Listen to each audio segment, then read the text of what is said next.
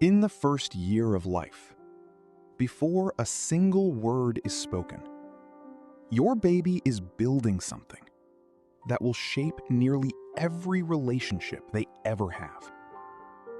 Researchers call it infant attachment. Today, what it actually is and exactly how to build it securely, based on decades of research, not guesswork. Welcome to Raised by Science. Today, we're covering how to build secure attachment in your baby's first year, what's happening neurologically, and the specific research-backed things that actually predict security. So you have a practical answer, not just theory. Infant attachment, as defined by John Bowlby, is not simply an emotional bond.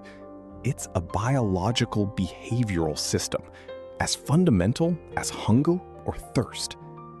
Your baby's nervous system is biologically organized around staying close to you, monitoring your availability, and using your presence to regulate their internal state. Understanding this helps explain why attachment building isn't about grand gestures. It's about consistent biological signals of availability.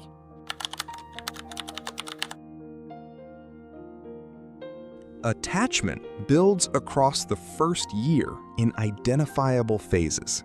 In the first weeks, babies are soothed by being held, but don't yet show clear preference for a specific person. Around 2 to 7 months, they start showing preference for familiar caregivers. By 7 to 9 months, clear-cut attachment emerges. Babies show distinct preference for primary attachment figures and use the caregiver as a secure base. How to build it at each stage. In the early weeks, prioritize physical closeness and responding to needs without worrying about spoiling. From 2 to 7 months, lean into face-to-face interaction and consistent caregiving routines. From 7 months onward, your continued availability during separations and reunions, even brief ones, actively reinforces the secure base your baby is forming. The research is remarkably consistent on what determines whether attachment becomes secure. Not perfection, not constant availability. What Ainsworth called sensitive responsiveness, your general pattern of noticing and appropriately responding to your baby's signals. How to build it. You don't need to catch every cue. Tronics research found that even highly attuned parents miss or misread their baby's cues most of the time. What matters is the pattern of repair, noticing when you've missed something and reconnecting. This is genuinely good news. Secure attachment is built through reliable repair, not flawless attunement. Putting this all together, here's what building secure attachment actually looks like day to day. Respond to your baby's cries and cues consistently, without rigid rules about timing.